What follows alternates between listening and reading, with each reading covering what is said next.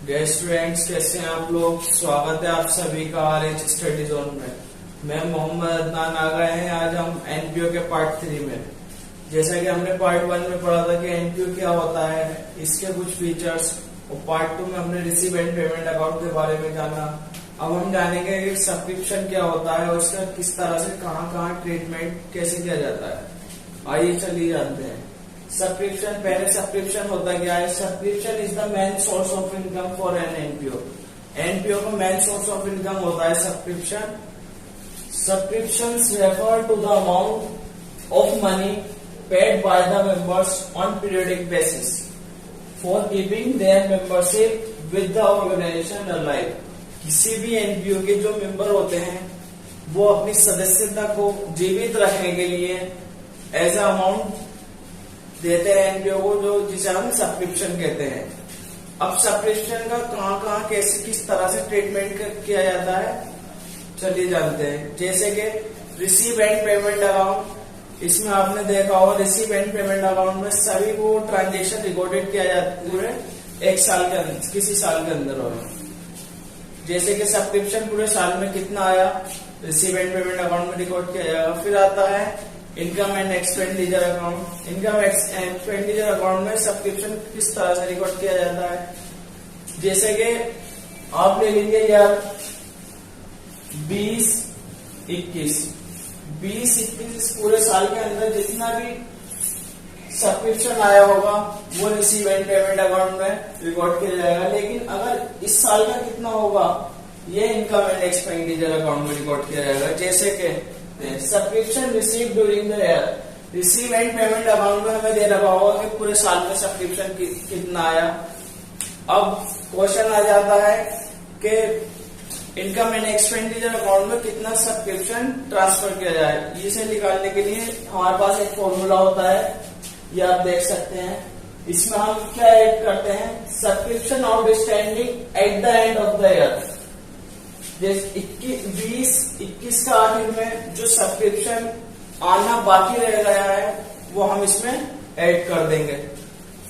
Subscription advance at the beginning of the year, साल के शुरुआत में ही जो सब्सक्रिप्शन हमें एडवांस मिल गया था उसे भी हम ऐड कर देंगे। ये साल के पिछले साल एडवांस मिला था तो वो इस साल का सब्सक्रिप्शन मान लेंगे कि हमें इस साल के लिए आया होगा वो। अब इसमें क्या लेस करना है, subscription outstanding at the beginning of the year, साल के शुरुआत में ही कुछ सब्सक्रिप्शन आना बाकी है, ये हमें ओपनिंग बैलेंस शीट में पता चलता है। तो हम ये मानेंगे कि साल का आखिर में आना बाकी रह गया है तो वो पिछले सालों का होगा। तो इसी वजह से हम वो इस साल का तो है नहीं, इनकम एंड एक्सपेंडिचर अकाउंट में किसी एक ही साल का ट्रांजेक्शन रिकॉर्ड किया जाता है, इसे हम माइनस करेंगे। Subscription advance at the end of the year, साल के आखिर में हमें कुछ एडवांस मिल गया। जब साल के आखिर में हमें एडवांस मिला है तो वो इस साल का तो होगा नहीं, वो अगले साल का होगा, तो इसे भी हम लेस करते हैं। अब आ जाती है बात ओपनिंग बैलेंस शीट और क्लोजिंग बैलेंस शीट में सब्सक्रिप्शन का किस तरह से रिकॉर्ड किया जाए। जैसा कि आप सभी को पता होगा, आप सोच रहे होंगे कि बैलेंस शीट तो सिर्फ साल के आखिर में ही बनती है, तो ये ओपनिंग बैलेंस शीट कहां से आई। ओपनिंग बैलेंस शीट वो होती है जो पिछले साल की, क्लोजिंग बैलेंस शीट होती है वो इस साल की ओपनिंग बैलेंस शीट होती है। जैसे कि जानिए कि किस तरह से रिकॉर्ड किया जाएगा। Subscription outstanding at the end of the year, साल के आखिर में सब्सक्रिप्शन आना बाकी रह गया तो हम इसी साल की क्लोजिंग बैलेंस शीट के एसेट साइड में हम इसे दिखाएंगे। Subscription advance at the beginning of the year, साल के शुरुआत में ही कुछ सब्सक्रिप्शन हमें एडवांस मिल गया, हम इसे इसी साल की ओपनिंग बैलेंस शीट के लायबिलिटी साइड में दिखाएंगे। Subscription outstanding at the beginning of the year, हम इसे दिखाएंगे ओपनिंग बैलेंस शीट की एसेट साइड में। Subscription advance at the end of the year, साल के आखिर में कुछ सब्सक्रिप्शन एडवांस मिल गया, इसे हम क्लोजिंग बैलेंस शीट की लायबिलिटी साइड में दिखाएंगे। ये आपका हो गया accounting for subscription. Accounting for subscription समझने के बाद अब हम समझते हैं fund based accounting. Fund based accounting क्या होती है चलिए जानते हैं। Donation receive of funds set aside for a specific purpose are credited to a separate fund account and are shown on the liability side of the balance sheet. जैसा कि मैंने आपको पिछली वीडियो में बताया था, डोनेशन दो तरह की होती है।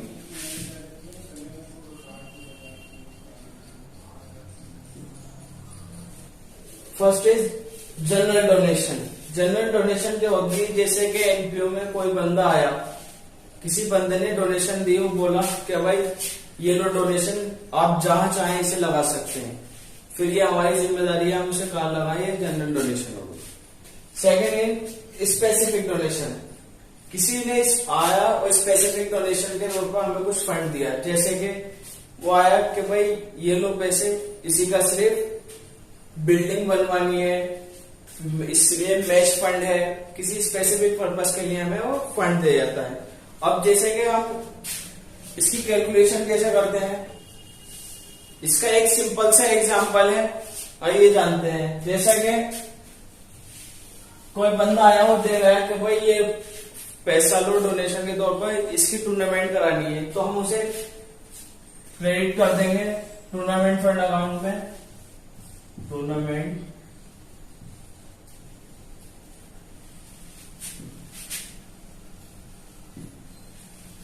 फंड। अब क्वेश्चन इस तरह से आ जाता है कि क्लोजिंग बैलेंस शीट में हम टूर्नामेंट फंड किस तरह से दिखाएं। जैसा कि ओपनिंग, हमें ओपनिंग बैलेंस दे रखा होगा, ओपनिंग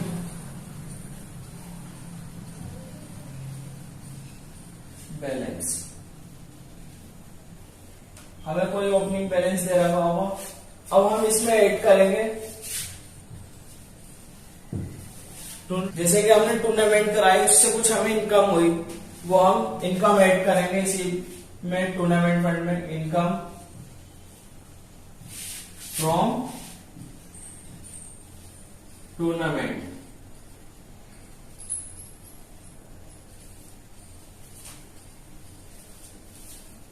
ये ऐड करा हमने। अब जैसे हमने टूर्नामेंट कराई, इसी तरह से उसके कुछ खर्चे भी होंगे, वो खर्चे हम माइनस कर देंगे, लेस कर देंगे। टूर्नामेंट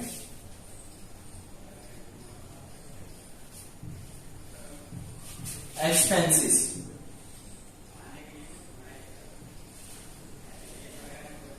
अब ओपनिंग बैलेंस में ये ऐड करने के बाद इनकम फ्रॉम टूर्नामेंट और टूर्नामेंट एक्सपेंसेस लेस करने के बाद जो हमारा बैलेंस निकल कर आएगा वो होगा हमारा क्लोजिंग बैलेंस, क्लोजिंग बैलेंस।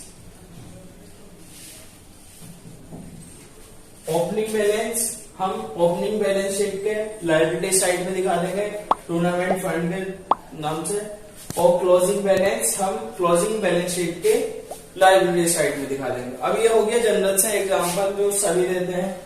आपको जनरली एक कंडीशन मिलेगी, इसमें आप समझिए वो कंडीशन क्या है। जैसा कि टूर्नामेंट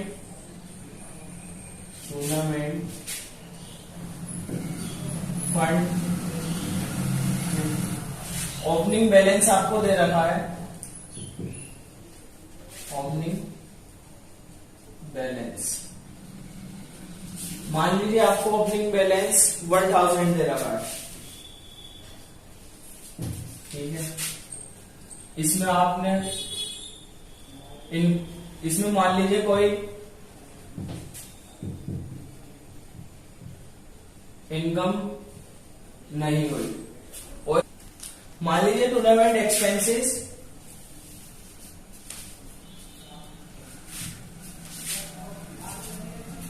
1500 हुए। अब आप सोच रहे होंगे कि भाई टूर्नामेंट फंड तो हमारे पास 1000 तक ना ही इससे कुछ इनकम जनरेट हुई और एक्सपेंसेस ज्यादा होगा। अब ये 500 रुपीज ये हम इनकम एंड एक्सपेंडिचर अकाउंट के एक्सपेंडिचर साइड में शो करें। आज की वीडियो में सिर्फ इतना ही, मिलते हैं आप सभी से अगली वीडियो में। थैंक्स।